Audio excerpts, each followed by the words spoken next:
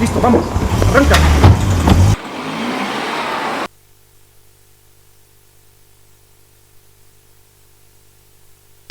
Yo me he preguntado siempre lo siguiente: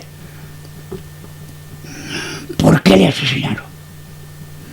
Segundo, ¿para qué le asesinaron? Tercero, ¿quién ejecutó el asesinato? Y cuarto, ¿quién ordenó o quiénes ordenaron o qué grupo dio la orden de asesinarlo? Porque, como tú creo que indicamos antes en conversación privada, el único jefe de un partido político que ha sido asesinado ha sido Juan Ignacio.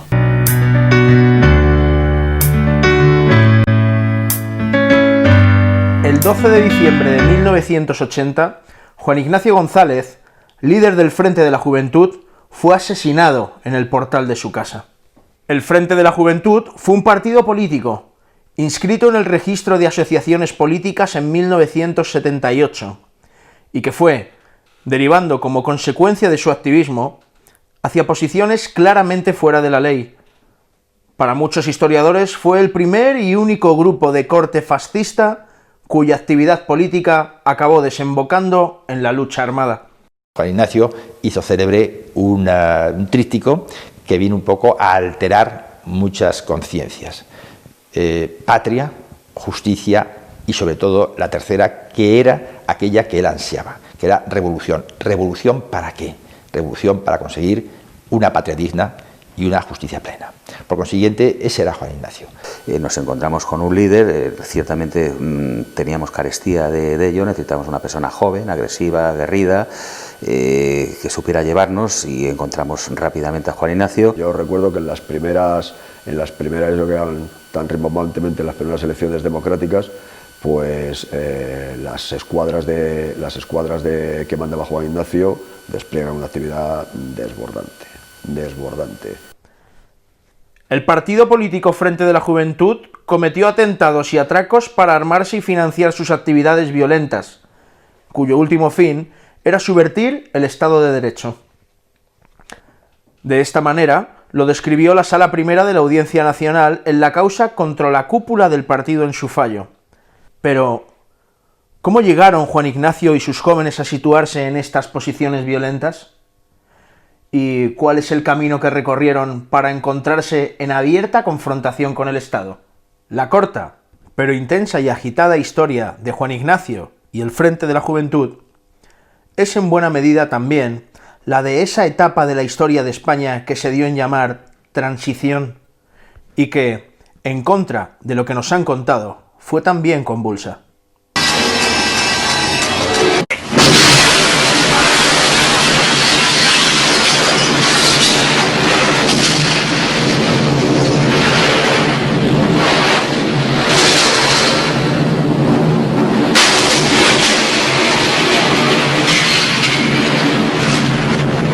El 20 de diciembre de 1973, el presidente de gobierno de Franco, Luis Carrero Blanco, era asesinado brutalmente en una acción terrorista sin parangón en la historia española.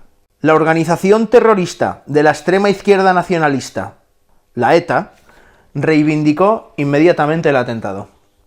Nadie, en aquella ingenua España de los primeros 70, se asombró de la gran capacidad operativa que había mostrado la ETA, una organización que hasta la fecha había efectuado escasas acciones de envergadura.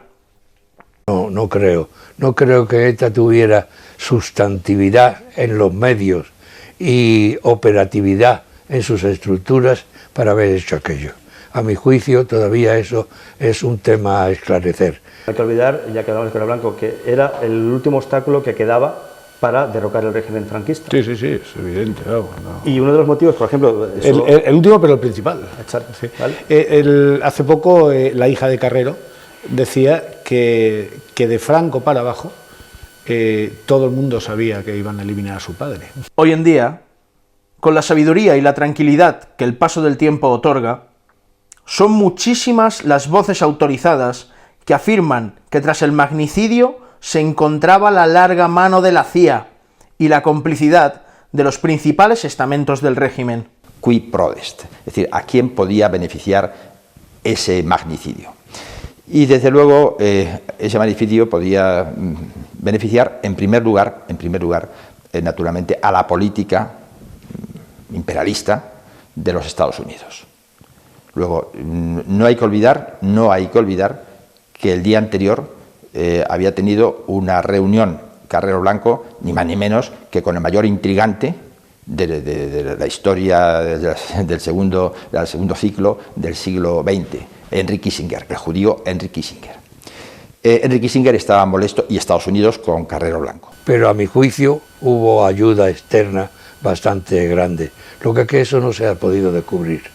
Yo, cuando se produjo el atentado, era muy amigo del director general de seguridad, que era un comandante, ¿cómo se llamaba? No recuerdo ahora mismo. Bueno, era un comandante que lo conocía yo desde la época del Frente de Juventud, y le dije, pero es posible que esto se haya podido producir con esa característica. Y dice, sí, las causas son todavía muy oscuras, no te puedo decir nada y tal y cual.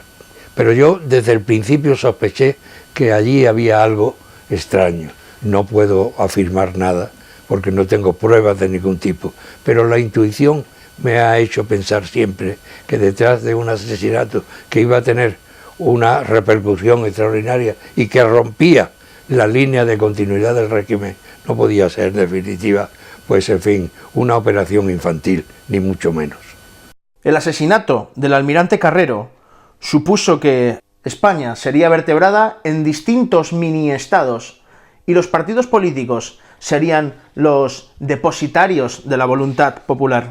La muerte de Carrero indudablemente marca un antes y un después, en eso estoy absolutamente de acuerdo, pero no creo que el haber seguido vivo, en fin, que el haber seguido al frente del gobierno español hubiera alterado sustancialmente las cosas. Nosotros creíamos que los ideales de la cruzada que puso en marcha un Estado nacional como fruto de la victoria contaban con un consentimiento expreso o tácito del pueblo español, que España había logrado no la reconciliación solamente, sino un progreso material importante de carácter económico. Había creado una industria que prácticamente era muy escasa en España. Había merecido el respeto, la admiración o el odio, pero nunca el desprecio internacional. Y que eso, la clase dirigente política se había ido desviando. Hay frases muy concretas, por ejemplo, López Bravo, ministro de Franco: yo soy un liberal reprimido y no sabe en qué medida. Otra, Mariano Arroyo: hemos venido a enfriar las ideas. Otra, un cargo importante, que no recuerdo el nombre, en la ciudad del movimiento: yo estoy con los moderados, que son los que han traído a España. Otra, del señor Gabriel Cisneros, en el Consejo Nacional, estando yo presente: pido un sello postal en honor de Picasso, etc. Yo me di cuenta de que el régimen iba a perecer no por el asalto de la oposición derrotada, sino por la entrega desde dentro de los que habían echado el paso levadizo a la fortaleza. A la muerte de Franco no habría reforma política, sino ruptura. Bueno, cuando se organiza la transición, que es un proceso, es una especie de proceso acumulativo en realidad, no había un diseño en el origen único, pero se tiene que optar por un determinado modelo. Hay un modelo que se tiene en mente, que es el de la democracia cristiana, Partido Comunista, dos patas que sostienen el mismo sistema, y hay otro modelo que es el modelo del socialismo y el nacionalismo. El nacionalismo en España a la muerte de Franco era absolutamente residual.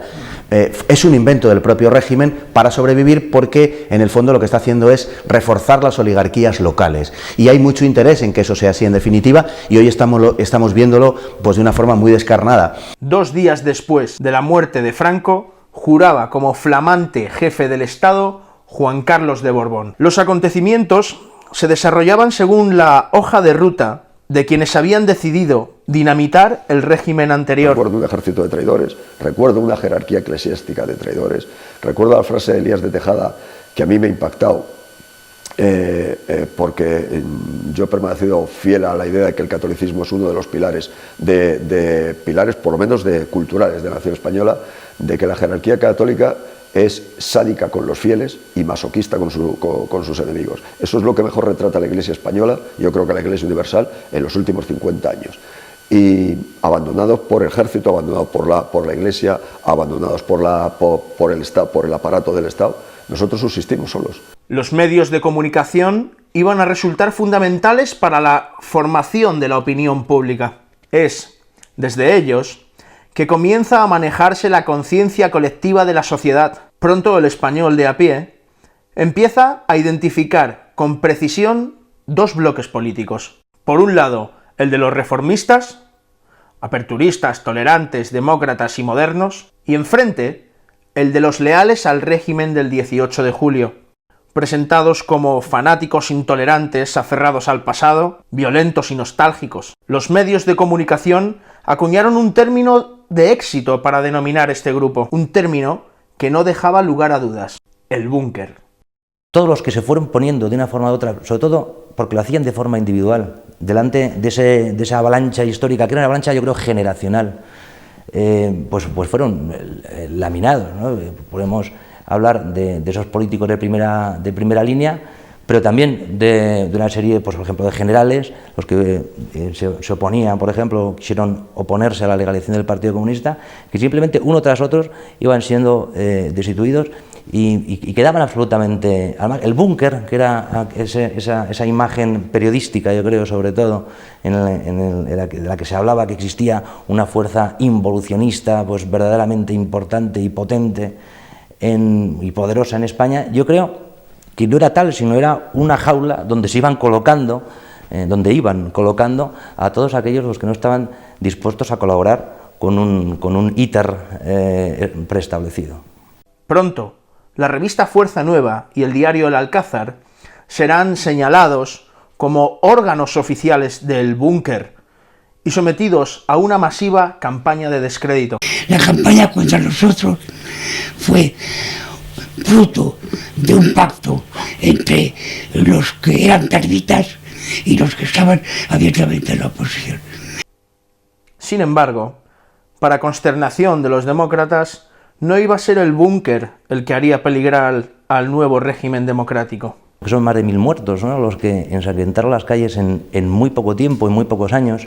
Hombre, en origen, las fuerzas llamadas democráticas, las fuerzas fundamentalmente de izquierdas, fueron una especie de cobertura ideológica del terrorismo etarra, porque veían en el terrorismo quizá algo que ellas mismas no se atrevían a hacer o no tenían la capacidad de hacer. Hubo una confesión al poco de llegar el Partido Socialista al gobierno de Barrio Nuevo, cuando admitió públicamente en las Cortes que se habían equivocado al dar cobertura, si se quiere, moral a los actos terroristas. Es curioso muchas veces cuando hablas con personas, sobre todo de Guipúzcoa o incluso de Cataluña, dicen: no, es que vosotros no sabéis lo que es esto, o no sabéis lo que ha sido el fenómeno terrorista aquí. Y ahora comentaba con Fernando Paz, con el historiador, y dice: oye, no nos cuentes a los que hemos vivido en Madrid lo que es el terrorismo, porque es que en el barrio, en las inmediaciones del Vicente Calderón, pues ha habido más atentados a lo mejor que en toda la historia en San Sebastián. A principios de 1977, con la ley de reforma política aprobada, Adolfo Suárez ya ha cumplido los acuerdos a los que había llegado secretamente tiempo atrás. Adolfo Suárez ha legalizado a toda la izquierda menos al Partido Comunista de España. Y aquí se encuentra con un grave problema: la oposición frontal del ejército. A su favor cuenta con el apoyo tácito de la Iglesia y el incondicional de los medios de comunicación, pero no hay un clamor social que respalde esa iniciativa. Está en un callejón sin salida. Entonces, tiene lugar un hecho providencial, el milagro que el presidente Suárez necesitaba para poder cumplir su cometido. Milagrosamente, aparece aquí como la gran redención del presidente del gobierno algo que se venía dibujando desde unos meses atrás. Aparece el terrorismo de ultraderecha. No, ahí no ha habido casualidades de ningún tipo. Ahí ha habido un plan preconcebido que posiblemente en algunos de sus detalles no estaba ultimado, pero que visto con la perspectiva del tiempo y de la historia pueden representar, pues en fin, una línea de continuidad con el aparato que ya se estaba estructurando debidamente de la liquidación absoluta del régimen. La noche del 24 de enero de 1977, en un despacho de abogados laboralistas de comisiones obreras, 5 personas caen abatidas por disparos. Los autores del atentado resultan ser militantes falangistas muy conocidos en medios policiales. No en vano, alguno de ellos había participado ocasionalmente en operaciones de castigo contra ETA en su santuario francés. Son detenidos de forma fulminante. No hay casualidades. Aquello fue, primero, un enigma todavía por resolver. Es un expediente X. Y en segundo lugar ahí concurren una serie de circunstancias que naturalmente nadie ha aclarado. Había prisa por legalizar y era el sitio y el lugar exacto.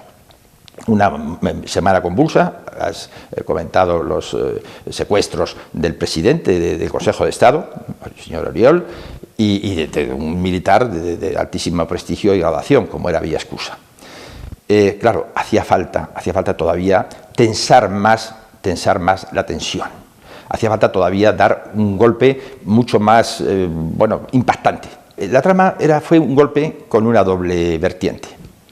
Por una parte, había que deshacerse de la línea contradictoria a las aspiraciones y al criterio de Santiago Carrillo. Por eso se convoca por Manuela Carmena, mediante telegrama, se convoca a unos cuantos de los primitivos que estaban convocados en la reunión del Partido Comunista al final de la calle Atocha, se les cambia de sitio, como digo, en última instancia, y se les deriva a la calle Atocha 55. En segundo lugar, claro, ¿quién va a hacer ese trabajo sucio? ¿Quién va a eliminar a unos cuantos compañeros del Partido Comunista que son molestos a el genocida de Paracuellos? Pues claro, eso tiene que hacerlo no ellos mismos, sería un ajuste de cuentas que quedaría mal a la sociedad española y eso sí que sería ya, digamos, el retraso sine die de una legalización. Había que coger a personajes, a personas muy identificadas y muy representativas de los vínculos con lo que llamamos con Falange o con los postulados del 18 de julio. Yo todavía estoy perplejo ante ese tema al cual no conozco, sino simplemente, pues en fin, los resultados inmediatos que tuvo las manifestaciones llevando los féretros y tal cual, la internacional, sí, en definitiva, todo aquello me resultaba realmente, pues en fin, conmovedor y patético, porque aquello era un espectáculo que verdaderamente ninguno de nosotros podíamos haber creído que se podía producir, pero se produjo. El entierro de las víctimas del atentado de Atocha, el dolor y la serenidad de los comunistas se convirtió en una soberbia puesta en escena destinada a conmover a la opinión pública y a borrar de la conciencia colectiva la imagen negativa que el régimen de Franco había dado de ellos. El 9 de abril, durante la Semana Santa, el gobierno legalizaba al Partido Comunista de España. El ejército permaneció en silencio. Suárez lo había conseguido. En el verano de 1976, el gobierno había decretado una amnistía parcial para delitos políticos, pero a la izquierda y a los nacionalistas les pareció insuficiente. Exigían una amnistía total, que también alcanzase a los delitos de sangre. En octubre de 1977, la ley de amnistía puso en la calle a casi 700 terroristas de ETA, que inmediatamente se reintegraron en la banda para seguir asesinando. Esta vergonzosa claudicación ante la barbarie terrorista se vendió a la opinión pública asegurando que con la amnistía llegaría a la reconciliación y el final de la violencia. Pero el terrorismo marxista-separatista no pensaba igual. Como no podía ser de otra forma, la violencia terrorista experimentó una brutal escalada. Tiene un capítulo especial el terrorismo nacionalista porque parecía que la violencia, que el asesinato, que el terrorismo daba carta de naturaleza a un nacionalismo para existir. No era el que tuviese una lengua propia o bailes regionales muy diferenciados o una pretendida historia reinventada de alguna manera pues muy sui generis, como han hecho pues en algunas regiones españolas, sino el hecho de que tuviesen un brazo armado. Y todos los nacionalismos en España que hoy son y que todavía persisten, hasta el canario, han tenido un brazo armado. Parece que la transición, las cuotas de participación, las cuotas de poder se daban, se otorgaban en función de la violencia que había sido cada uno capaz de demostrar. Es que hasta el GAL está vinculado a un partido de izquierda. Mientras tanto, la casta política democrática pactaba la gobernabilidad con los pactos de la Moncloa. Posteriormente, se redactó la vigente Constitución, en la que se abrían de par en par las puertas para el saqueo de España y para la deriva separatista. En su redacción participaron los partidos que a día de hoy se encuentran involucrados en todos los casos de corrupción. Ahora mismo es una cosa que está en revisión y, en fin, sería muy largo de tratar, pero podemos decir esencialmente que la transición es un proyecto y es un proceso dirigido desde el franquismo, protagonizado por el franquismo y desarrollado por franquistas.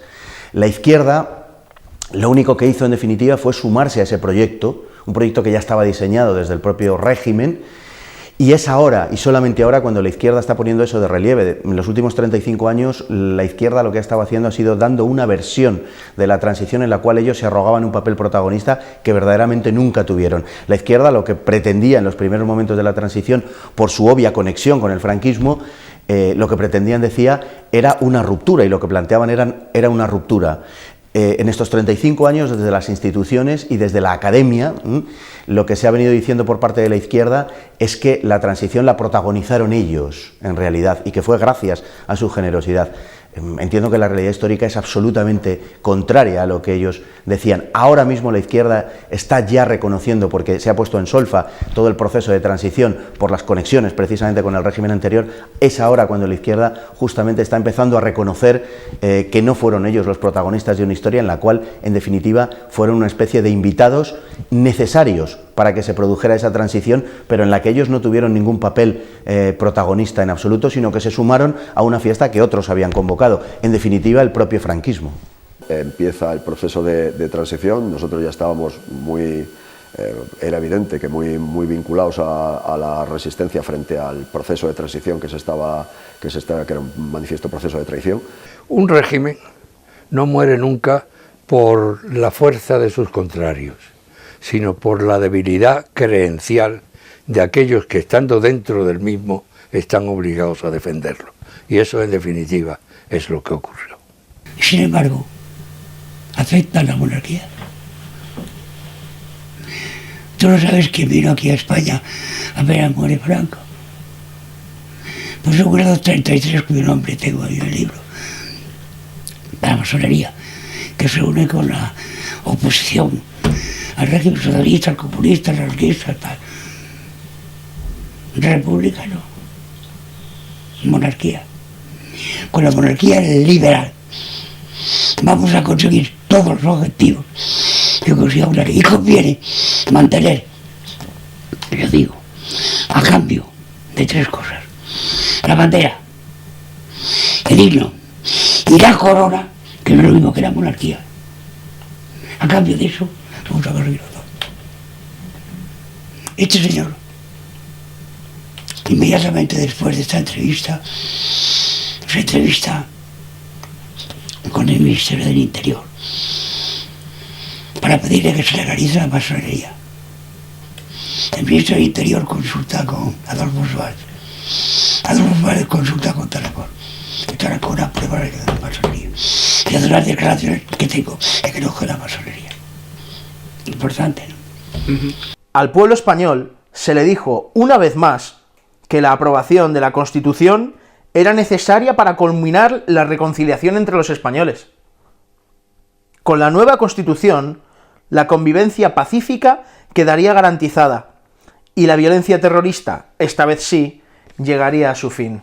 Una vez más, todo resultó falso. A las acciones de la ETA se sumaron los devastadores atentados de la banda comunista Grapo. Prácticamente no había semana en la que una de estas dos bandas perpetrase alguna acción sangrienta. Los muertos y heridos se contaban por centenares, y los secuestros estaban a la orden del día. Repasamos todas las siglas que han costado tantos muertos y tanta sangre a los españoles en esa, digo, transición, que durante muchísimo tiempo ponían el adjetivo de pacífica, y los que no es que lo hubiésemos vivido, pero ya incluso con escasa o corta edad, lo que vivíamos era el recuerdo de bombas, de atentados y de sangre. Digo que repasando esas siglas, lo que nos damos cuenta es que son todas vinculadas a la izquierda, todas desde el Grapo, el FRAP, los comandos autónomos anticapitalistas, por supuesto ETA. A finales de la década de los 70, el terrorismo separatista golpeaba de forma permanente y brutal. La violencia etarra desmentía tozudamente la propaganda oficial, que no cesaba de hablar de una transición pacífica y ordenada. La violencia terrorista se cebaba con especial saña en los miembros de los cuerpos de seguridad del Estado y de las Fuerzas Armadas.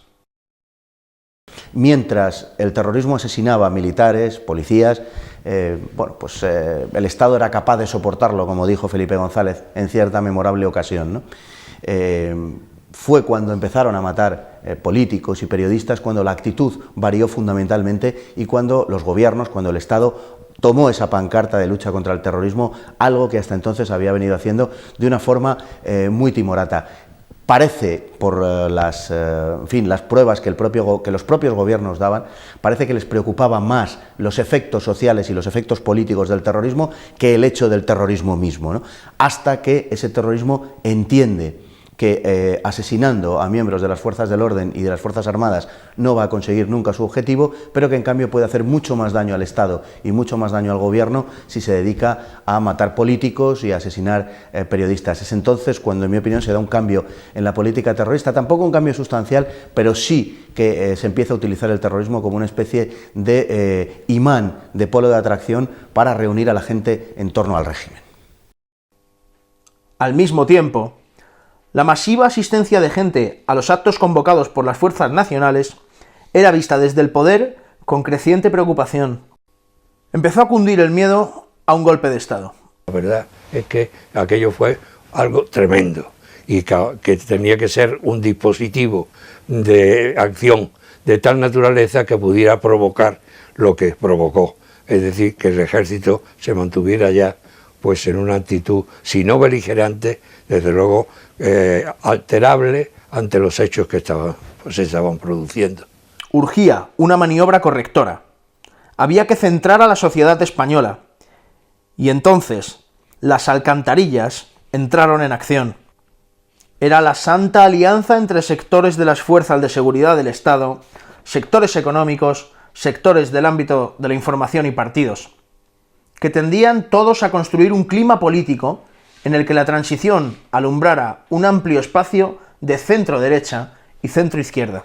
Nos convoca con la idea de crear un partido, digamos que lo que sería un PRI, lo que luego fue la UCD, un partido que pusiera las juventudes a lo que luego fuera la UCD, que aceptara la transición, con esa frase canallesca de que cambie todo para que no cambie nada, y con, pues, nosotros es que entramos allí, vimos lo que era, nos levantamos, nos mandamos a hacer puñetas y nos fuimos, y pues es que era evidente que no íbamos a participar. Prefiero un comunista que un traidor. Bueno, pues como decía Codreanu, si tengo una bala y a mi lado hay un traidor y un enemigo, la bala es para el traidor antes que para el enemigo. Pues ese pensamiento yo creo que debe guiar a cualquier nacionalista. Entonces... La noche del 11 al 12 de diciembre de 1980, Juan Ignacio González Ramírez regresaba a su domicilio después de haber cenado con algunos camaradas. Contaba 28 años y era el secretario nacional de la organización política Frente de la Juventud. Lo que el Frente de la Juventud pretende, o lo que el Frente de la Juventud motiva su nacimiento, es en realidad una ruptura, no una ruptura traumática, pero sí una ruptura definitiva con lo que se llamaba el 18 de julio. No con los valores que impulsan el 18 de julio, sino con lo que queda de él. El Frente de la Juventud en realidad es el primer movimiento nacional revolucionario que se produce en España. Juan Ignacio no era tan solo un responsable político de un partido legal. Juan Ignacio era un líder natural, un soplo de aire fresco en un área política que estaba en plena renovación. Era la persona que había capitalizado las ilusiones de miles de jóvenes por cambiar el destino impuesto a sus inquietudes políticas.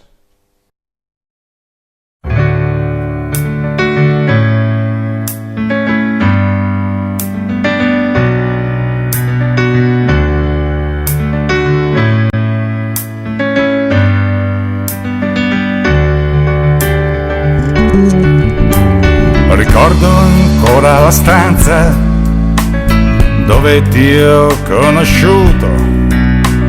Non eravamo. Juan Ignacio en realidad no era el número uno en el escalafón. El Frente de la Juventud, el presidente era Pepe de las Heras, José de las Heras Hurtado, y el vicepresidente y además secretario ideológico era Ernesto Milá. Juan Ignacio era secretario de organización. ¿Qué hace que Juan Ignacio sea en realidad el líder del Frente de la Juventud, siendo el tercero en línea descendente, ¿verdad?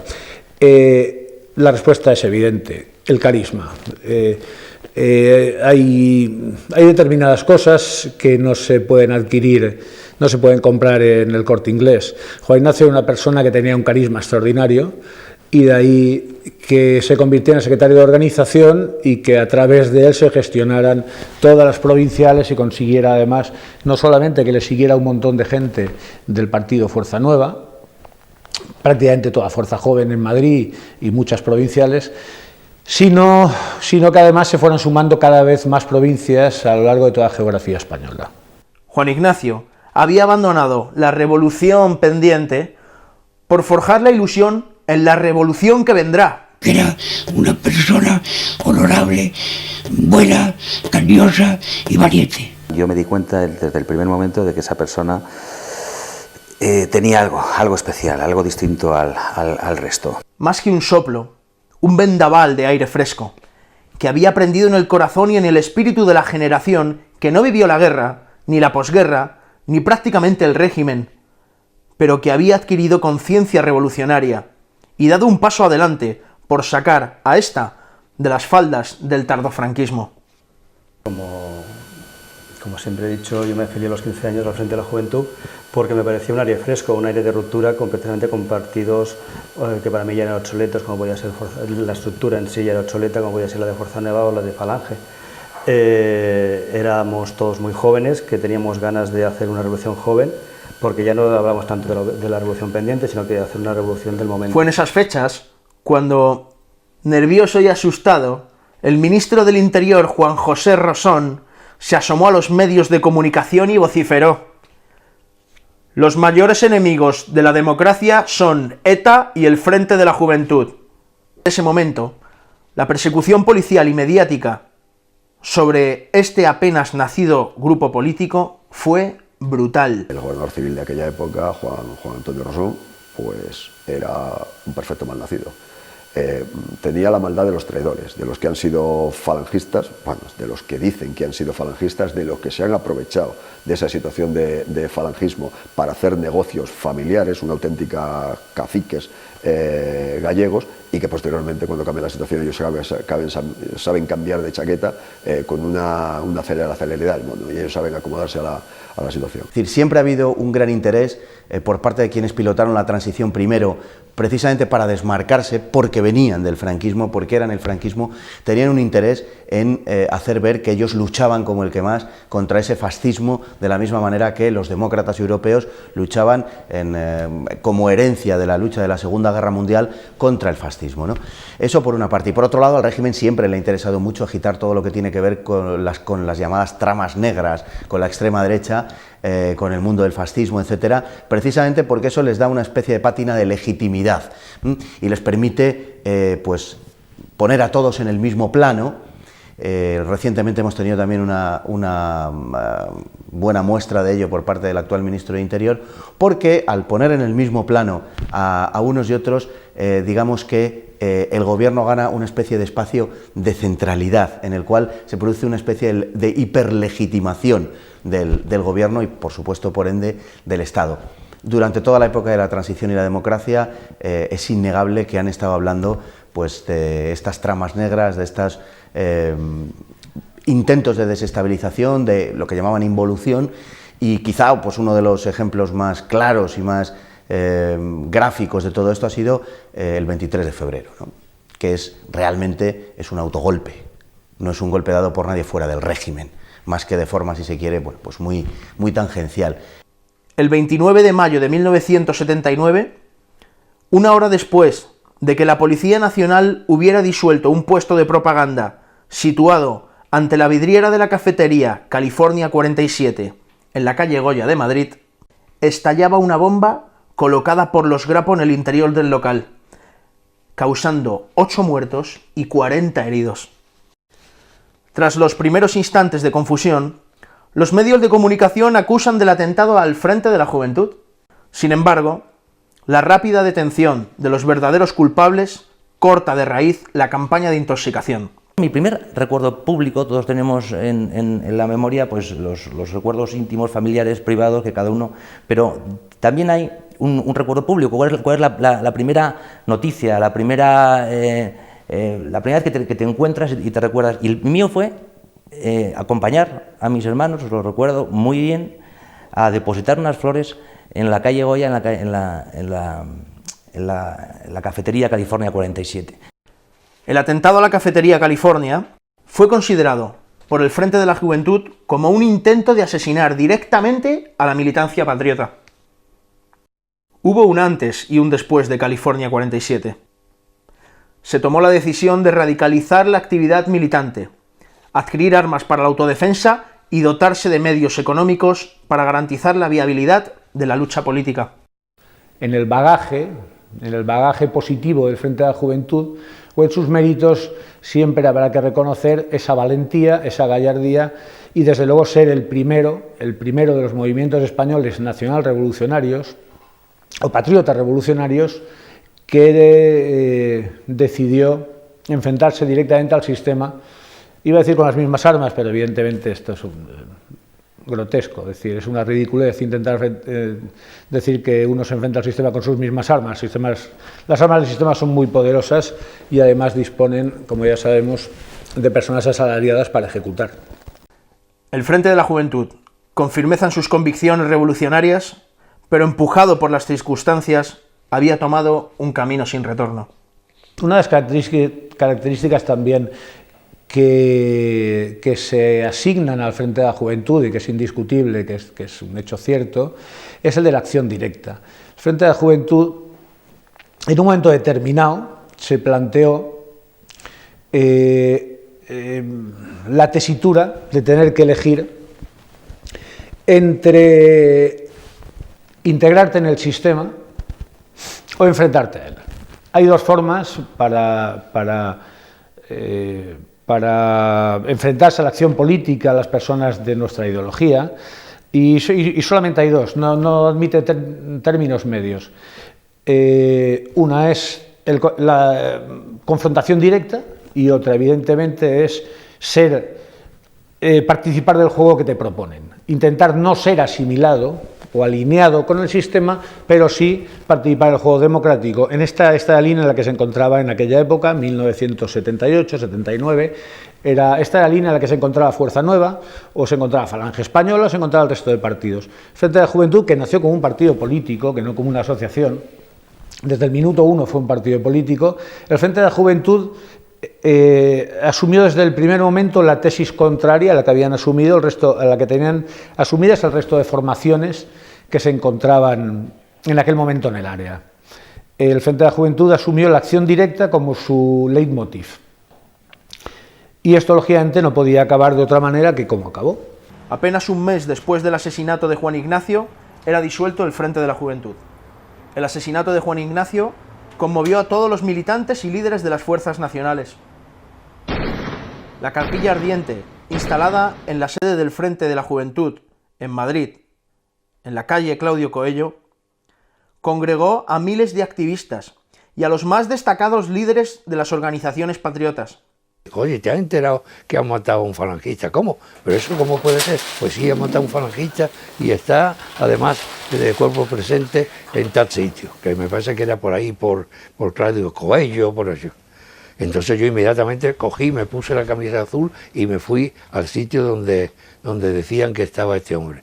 Efectivamente, para mí fue un espectáculo patético y horroroso, porque claro, me recordaba en la memoria, no en la vividura, que diría Ortega, pues aquellos actos que se producían en el año 35 y 34. Allí el cadáver puesto allí, los falangistas haciendo guardia, una habitación reducida y un ambiente verdaderamente, en fin, tremendo. Yo estaba verdaderamente sorprendido de lo que estaba viendo allí. Decidimos darle el entierro que se merecía.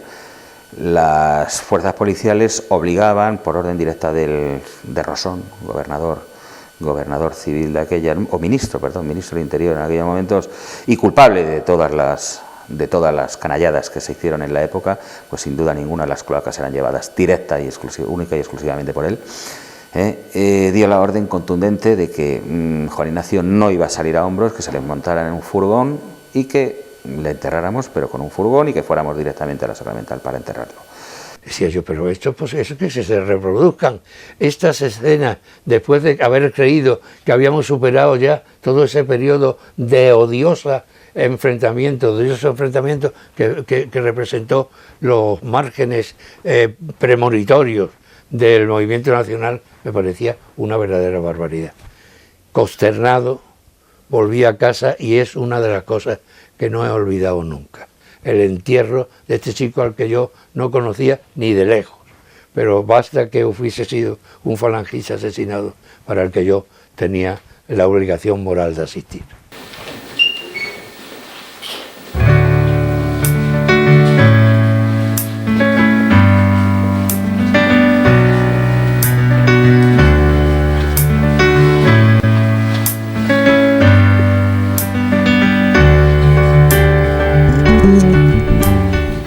El gobierno prohibió que el féretro de Juan Ignacio fuese llevado a hombros de sus camaradas por las calles de Madrid. La prohibición, naturalmente, fue ignorada.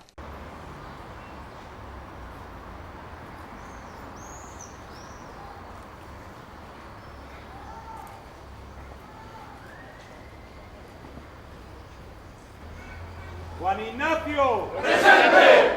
Yo tenía un camarada, entre todos el mejor, siempre juntos caminábamos, siempre juntos avanzábamos, al redoble del tambor, al redoble del tambor, cerca suena.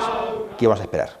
¿Que pusieran pétalos de rosa en el féretro o bien que cargaran contra el espejo de la dignidad que aquel día estaba yacente por las calles de Madrid? Aquellos fueron unos auténticos felones, unos auténticos canallas. Lo fueron y lo serán ya, y han quedado con ese marchamo y han quedado ya con, bueno, pues con ese prurito para la historia, tanto los Martín Villa como los Rosón, en fin, gente de segunda fila, deleznable y de luego de una conducta absolutamente irregular e impropia, que naturalmente eso les pone en evidencia del haber cargado contra un duelo que estaba llorando la muerte de un héroe.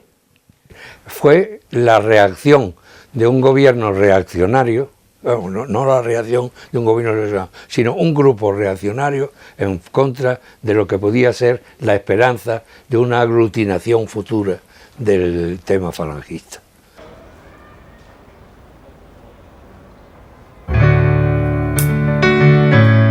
Patria, justicia, revolución. Patria, justicia, revolución. Patria, justicia, revolución. Ricordo ancora la stanza dove ti ho conosciuto.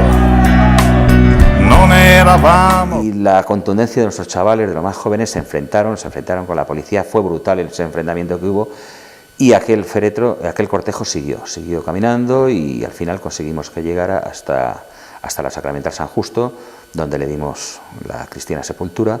Yo recuerdo, pues esa llegada, fuimos poquísimos los que llegamos a la Sacramental, fuimos poquísimos los que enterramos a Juan Ignacio, porque todas las fuerzas estaban divididas, no divididas, estaban enfrentadas con la policía. Se había dado una respuesta debida a un asesinato de uno de los nuestros, hubiera sido Juan Ignacio, hubiera sido cualquier otro militante, pero de luego cualificado como Juan Ignacio era evidente que exigió una respuesta y se dio. Y me extrañó siempre, al cabo de los años, cómo es que no se ha averiguado la muerte de este hombre, porque yo creo que eso se puede averiguar, y que se puede averiguar, pues yo creo que en archivos, en cosas de estas, de los cuales no hemos tenido nosotros conocimiento nunca, pero que no cabe la menor duda de que el autor existe, ¿no? Lo que es que no ha sido identificado. Si analizamos de verdad en concreto todas esas tramas negras de terrorismo de ultraderecha, nos damos cuenta que cuando existió algunas acciones de ese tipo siempre estaban rodeadas de la más absoluta precariedad de medios. Es decir, había en el argot policial una frase que se hablaba de la pistola de papá. Unas semanas más tarde, el 23 de febrero de 1981, el teniente coronel Tejero ocupaba en plena sesión de investidura el Congreso de los Diputados. Es eso que hoy llamamos un autogolpe que se aprovechó, entre otras cosas, precisamente para inculpar a ciertos sectores y descalificarlos de la vida pública ya de un modo definitivo, que es esencialmente el papel que tuvo el 23 de febrero, además del papel más elemental y más primario de todos, por el cual, bueno, pues lo que se pretendía era verdaderamente dar un golpe de mano desde dentro del régimen para rectificar esa deriva del régimen, y en el cual, bueno, pues algunas altas instituciones del Estado, como todos sabemos, estuvieron completamente implicadas. Y todos sabemos que el 23 de febrero fue una farsa organizada por el propio Estado para garantizar el Estado que ellos habían construido a partir de la transición, para finalizar la transición política. Aquella noche, Juan Carlos I pasó a convertirse en el rey que salvó la democracia. Hombre, el rey es la clave, pero es la clave, yo no creo, de la transición, sino de nuestro propio tiempo. A mí, generacionalmente, me ha tocado vivir en la España del juancarlismo, porque el régimen del 78 es exactamente eso. Lo es, no lo olvidemos, por voluntad expresa y escrita del anterior jefe de Estado, el generalísimo Franco. Y es absolutamente imposible entender todos los sucesos políticos, sociales o económicos, no solamente se circunscribe al periodo de transición, sino hasta ahora mismo. Yo creo que muy pocas veces la historia de España se puede vincular de una forma tan auténtica a una persona con el tiempo de un país. Yo creo que la propia evolución de don Juan Carlos es lo que le ha ido pasando a España. Desde que el rey liquidó al elefante blanco hasta que liquidó al elefante de Botsuana, creo que se puede circunscribir el tiempo histórico del juancarlismo, ¿no? Muchas dudas planean años después sobre aquel supuesto golpe de Estado, y algunas certezas. Pero sobre todo, hay una pregunta que casi nadie se hace, y que a nosotros nos inquieta. ¿Quiénes iban a vestir el centenar de uniformes que Tejero adquirió en el rastro? Hay un tema, por ejemplo, que me gustaría tratar, que es un gran desconocido y creo que la historia no ha hecho justicia, es la implicación que tuvo Juan Ignacio, el Frente de la Juventud, con el famoso golpe del 23 de febrero. Del 20 de diciembre de 1973 al 23 de febrero de 1981 transcurrió la ejemplar transición española. En estos 7 años de conspiraciones y traiciones, la denominada ultraderecha jugó un papel fundamental, completamente alejado de sus aspiraciones políticas, siendo meras marionetas del siniestro guiñol que un poder fáctico había montado para dirigir a un confuso pueblo español por la senda que se había elegido. La transición se consolida con 2 episodios, uno es el 23 de febrero y otro es el 28 de octubre, es decir, las elecciones que gana el Partido Socialista. Es decir, ahí es donde termina la transición, en mi opinión son 2 etapas exactamente de lo mismo. En octubre del 82, o en diciembre del 82, que es cuando empieza a gobernar el PSOE, empieza otra cosa, empieza una cosa diferente que está jalonada por una serie de hechos que serían muy largos de de explicar que mantiene una solidaridad esencial con el proceso anterior, con la etapa anterior, pero que a la vez supone, sin confesarlo, de una forma disimulada, supone de facto una ruptura también con todo lo anterior. Los episodios que jalonan este proceso pues son muchos y variados, pero desde luego terminan en esos dos episodios, el del 23 de febrero y del 28 de octubre. El 23 de febrero, en ese sentido, tiene una especie de valor de exorcismo de los fantasmas del pasado, por una parte, y por otro lado, pues el 28 de octubre culmina todo ese proceso desemboca de forma natural en la toma del poder por parte del PSOE. PSOE que estaba absolutamente implicado y que era el gran beneficiario de la maniobra del 23 de febrero, porque no nos olvidemos de lo que había detrás y de en qué consistía el gobierno que hubiera entrado a gobernar desplazando a la Unión de Centro Democrático, y era un gobierno muy a la izquierda, un gobierno formado esencialmente por socialistas y por comunistas y con el consenso de los nacionalistas también. Bueno, yo creo que, aparte del debate histórico que suscita y que acabará suscitando, y la que los historiadores acabarán profundizando y esperando que haciendo y dando algo de luz, lo que sí podemos llegar a la conclusión es que la historia de la transición no es tal y como nos la han contado. De modélica nada, aunque sin embargo nos la venden como casi una cuestión de fe, como la sacrosanta transición de la que hablaba Paco Umbral, y que parece hasta ahora o hasta hace muy poquito era imposible cuestionar. En fin, que yo sí creo que la transición hay que empezar cambiándole el adjetivo de modélica nada, de pacífica nada, y sí una historia de violencia. La concatenación de hechos demuestran claramente que el guión estaba escrito y los actores principales conocían su papel. Pero los figurantes, en cambio, desconocíamos que íbamos a ser fundamentales para el correcto desarrollo del plan trazado. Otra de las cosas que al Frente de la Juventud fue muy acusado, falsamente, era el ser teledirigidos. Siempre se ha dicho, o siempre se ha insinuado, que tanto Juan Ignacio como el Frente de la Juventud, que en definitiva es su criatura o fue su criatura, o fuimos manipulados en mayor o menor aceptación, incluso por parte de los mandos, por lo que se llamaba presidencia de gobierno o por las fuerzas de seguridad del Estado, en definitiva. Bueno, yo creo que al final, al Frente de la Juventud, y como la historia ha demostrado 35 años después, que al Frente de la Juventud nadie los controló, nadie los financió, y desde luego nadie, absolutamente nadie, de todas las organizaciones patriotas de la transición, pagó un tributo tan alto en vidas truncadas, exilios, cárcel y muertos. Fueron los años del plomo del neofascismo español. Fueron los años donde una generación de patriotas se dejó su futuro e incluso, como Juan Ignacio, la vida. Eran momentos terribles, momentos muy duros, había una lucha disparatada en las calles de España, en las universidades, facultades, colegios, escuelas, fábricas. Nosotros, nuestra militancia empezaba a ser abrumadora, grande, teníamos mucha gente, muchos chavales que militaban en nuestras filas, y las agresiones, desgraciadamente, día a día eran brutales. Fue una generación generosa, de almas nobles, de corazón puro. Una generación de jóvenes hambrienta de patria, pero también de justicia. Una generación que en las manos adecuadas hubiera podido cambiar el rumbo de España.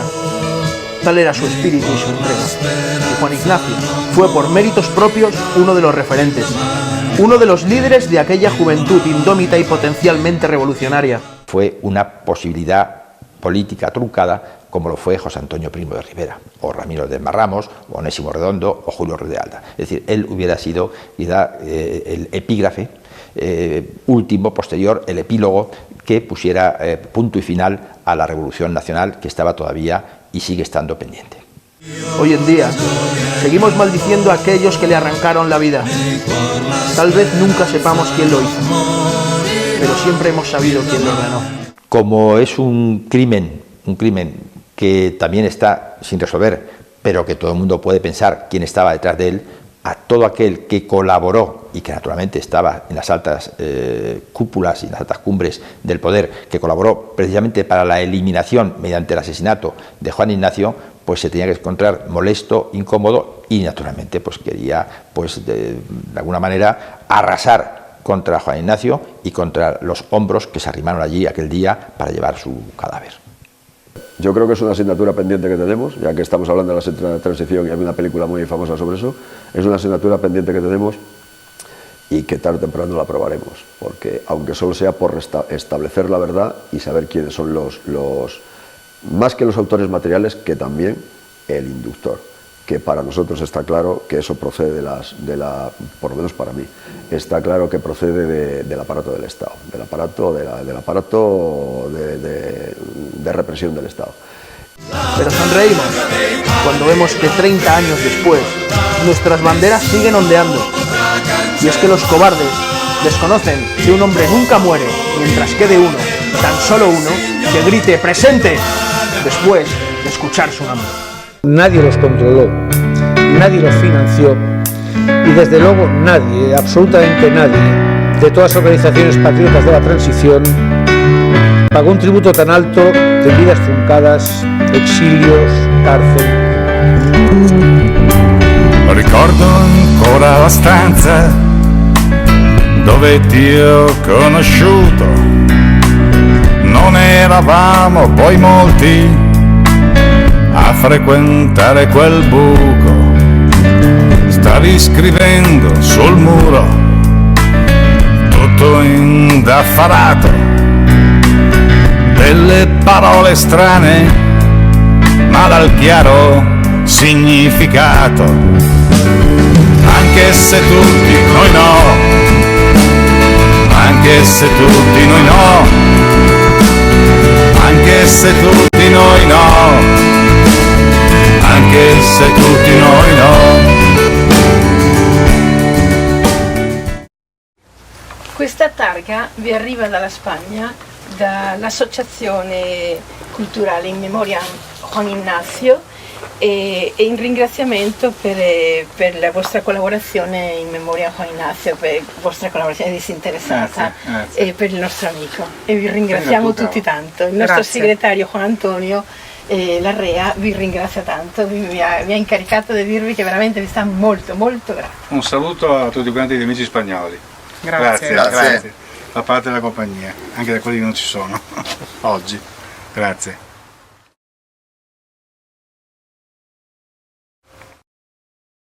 Ascolta il ruscello che scorga lassù ed umili a valle scompar e guarda l'argento del fiume che sereno e sicuro va. Osserva dell'alba il primo baglior che annuncia la fiamma del sol, ciò che nasce puro più grande viva e vince l'oscurità. La tenebra fugge i raggi del sol, il Dio da gioia e calor. Nel cuor la speranza non morirà, il domani appartiene, il domani appartiene, il domani appartiene a noi. Ascolta il mio canto che sale nel cielo, verso l'immensità, unisci il tuo grido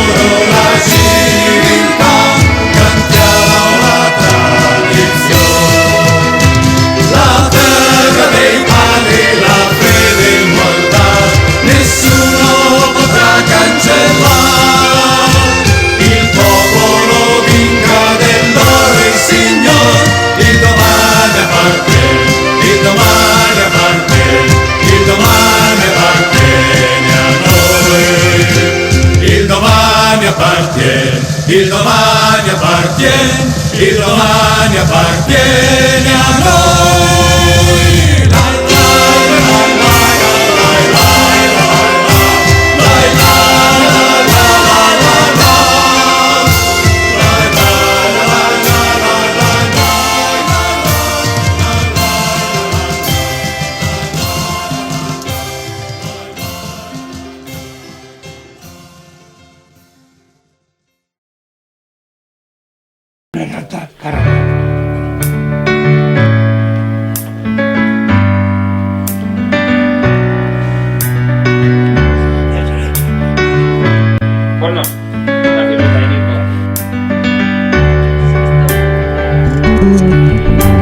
La Ricordo ancora la stanza dove ti ho conosciuto.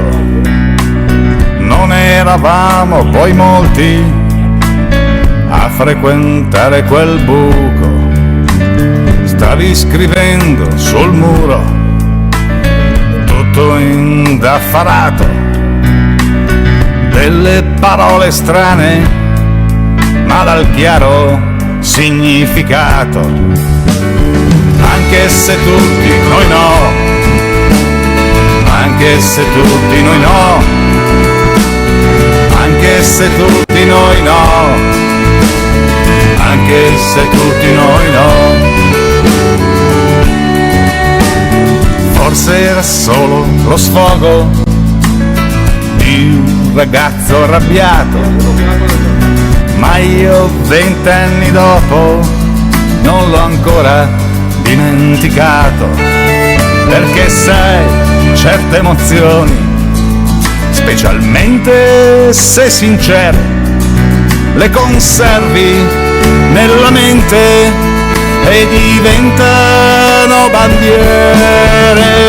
Anche se tutti noi no, anche se tutti noi no, anche se tutti noi no, anche se tutti noi no.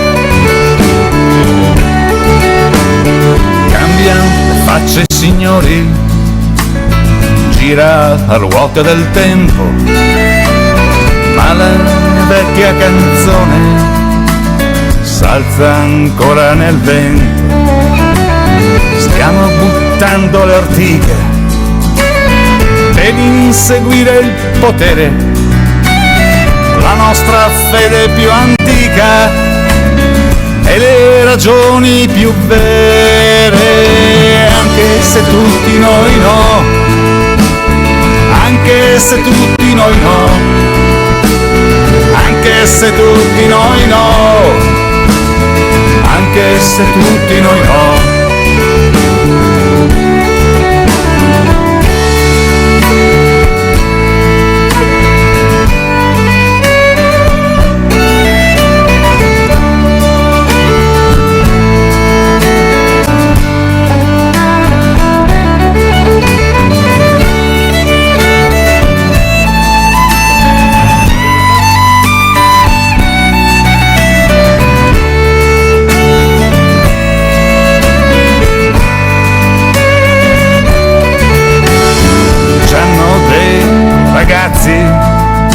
Qualcuno si era sbagliato, adesso tutto cambia, viva il libero mercato, ma c'è qualcosa che stona in questo ragionamento, qualcosa che non perdona, qualcosa che resta nel vento.